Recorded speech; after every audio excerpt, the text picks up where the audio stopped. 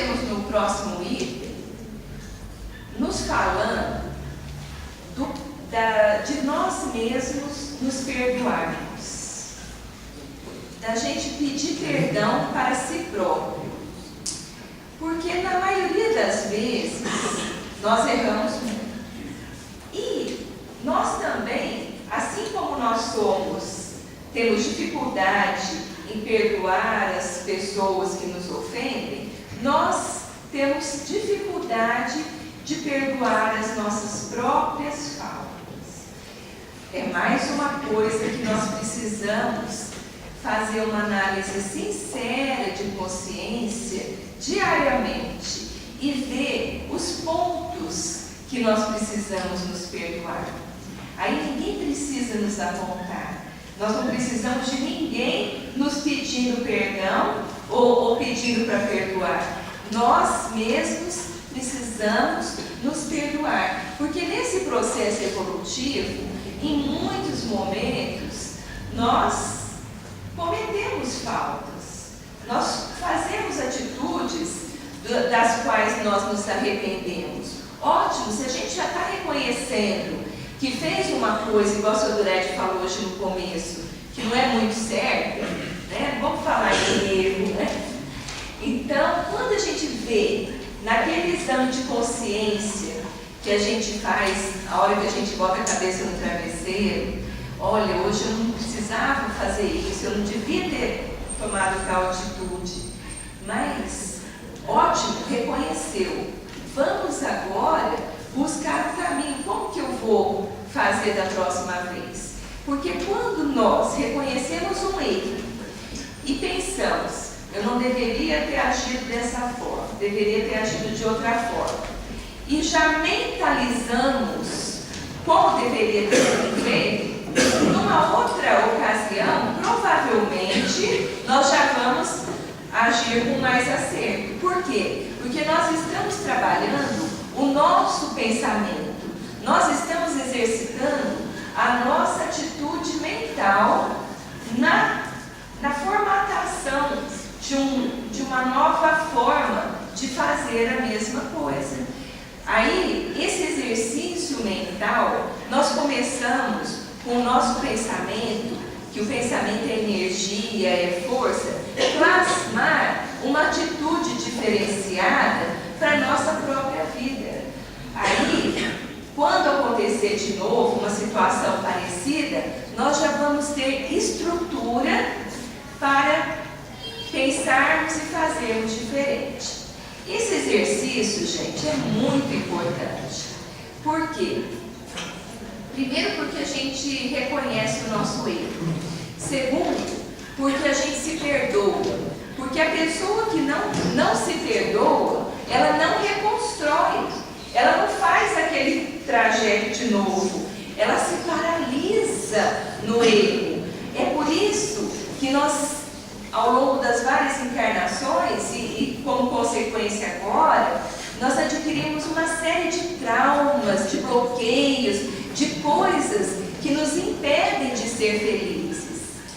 Aí nós temos que trabalhar através dessa atitude mental, aprimorando o nosso autoconhecimento, partindo do autoconhecimento para o autoaperfeiçoamento, buscando a nossa evolução. E podemos falar numa autoevolução também. Por quê? Porque tudo está dentro de nós.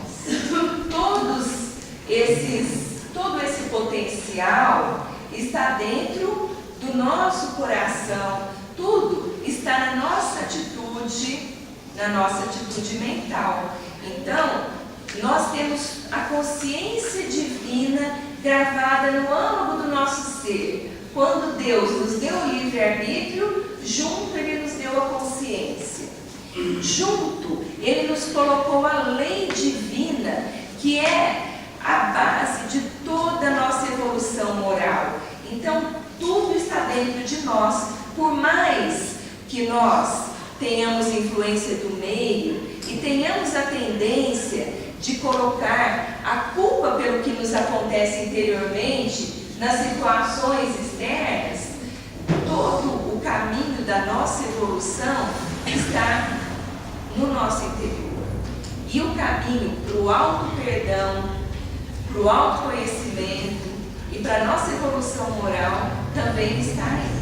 Agora, o que nós precisamos a cada dia mais é nos conscientizar, porque nós estamos vindo num processo evolutivo que nós fazemos a maioria das coisas automaticamente.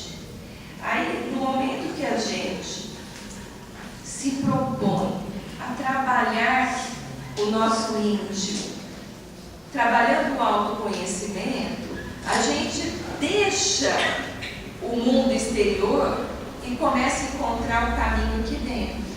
E é do caminho interior que a gente conquista toda a evolução moral. E dentro dessa evolução moral, a capacidade de se perdoar e de perdoar o próximo, até o momento que a gente não precise mais se perdoar, porque a gente não vai errar mais, e perdoar o próximo, porque a gente não vai se sentir mais ofendido. E o Evangelho nos coloca mais um ponto muito interessante, que ele pergunta o seguinte: como querereis que Deus esqueça de cada dia maior necessidade tende de indulgência? Todos os dias, gente, a maioria de nós reza o Pai Nosso, né? Que é a oração que Jesus nos ensinou. E isso, pela nossa tendência, né? Que nós estamos aqui no Brasil, provavelmente nós já fomos cristãos muitas vezes, em outras encarnações, noutras tendências religiosas, no catolicismo, no protestantismo, mas nós já experimentamos o cristianismo. Eu falo experimentamos assim, porque vivenciar nós estamos aprendendo ainda, né? Mas experimentar nós já experimentamos em várias situações. E esse Pai Nosso, a gente já vem rezando há muitos séculos, com certeza. E nesses muitos séculos, na maioria das vezes, diariamente, a gente vem repetindo: Pai, perdoa as minhas dívidas, as minhas ofensas, as nossas ofensas ou pecados, assim como nós perdoamos a quem nos tem ofendido. Então, a gente fala isso muito da boca para fora. E a gente precisa colocar isso da boca para dentro, porque a gente não faz uma reflexão do conteúdo desse trechinho do Pai Nosso.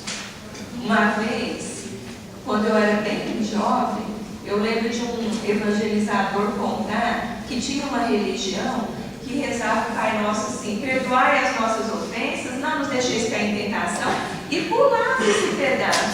Aí eu fiquei até intrigada, mas será que é isso mesmo? Pelo menos eles estavam sendo coerentes, só pedia para Deus perdoar. Porque quando a gente pede para Deus perdoar na medida, na proporção em que perdoamos o nosso próximo, nós estamos nos comprometendo em trabalhar o nosso perdão interior. E é esse o caminho mesmo. Jesus não errou, em nenhum momento ele errou, mas ele foi muito preciso nessa parte do Pai Nosso, porque ele nos ensinou: todos os dias vocês vão rezar, vão orar pedindo para Deus perdoar as ofensas, mas vão refletir nisso também, que vocês precisam perdoar o próximo.